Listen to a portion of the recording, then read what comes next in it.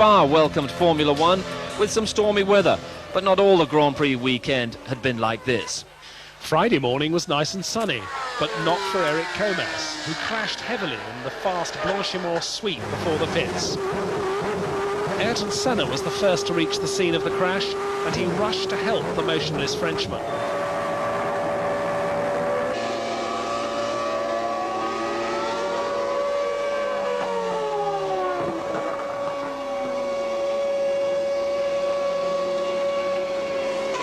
Fortunately, Comas suffered only concussion and bruising, but he would take no further part in the Belgian Grand Prix. On Saturday it was wet, and the drivers spent more time in the garages than on the track, and the talk was about the 1993 season. Prost has a contract, he has a clause in there that has a veto for me to drive, and it's nothing you can do about it. He simply doesn't want to compete with me in the same car, and it's basically because he knows that in the same car is tough to beat me. He gotta have a different car, and that is sad because this is business, of course, but it's also some sport in it. And considering that Williams is well ahead, technically speaking, than anybody else, it means that at the moment I have no alternative to compete with them, with Prost, with another car. Some qualifying did take place, and not surprisingly, Mansell topped the times, over 2 seconds ahead of Senna and much more ahead of the others. The race started on a dry track, but rain was obviously threatening.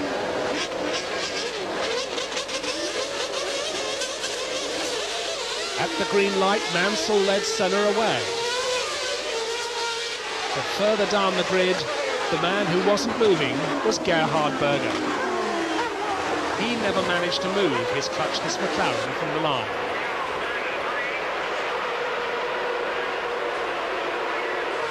His teammate Senna, meanwhile, took an early lead and managed to keep ahead of Mansell until the end of lap 2. But then Nigel lined up behind Senna and bravely dived inside him at the entry to Blanchimont and took the lead.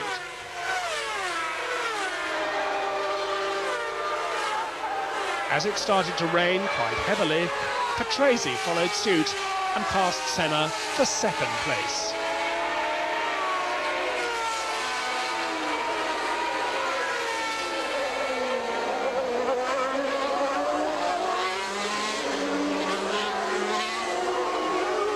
On the very next lap, the leaders were into the pits to change tyres, bringing chaos to the lap charts.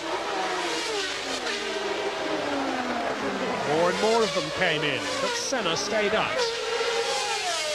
Then he too had to change cars and dropped to 12th place, and as the rain stopped and the track started to dry, Schumacher had a quick off, damaging his tyres in the process. He decided to change them for dry ones. It was a momentous decision. On the fast-drying track, Mansell delayed his tyre change for too long. By the time he came in, Schumacher was able to run away with the lead. On his dry tyres, Mansell did start to catch the German towards the end of the race, but then his Renault engine started to miss fire, and that destroyed all hopes for him of a win at Spa.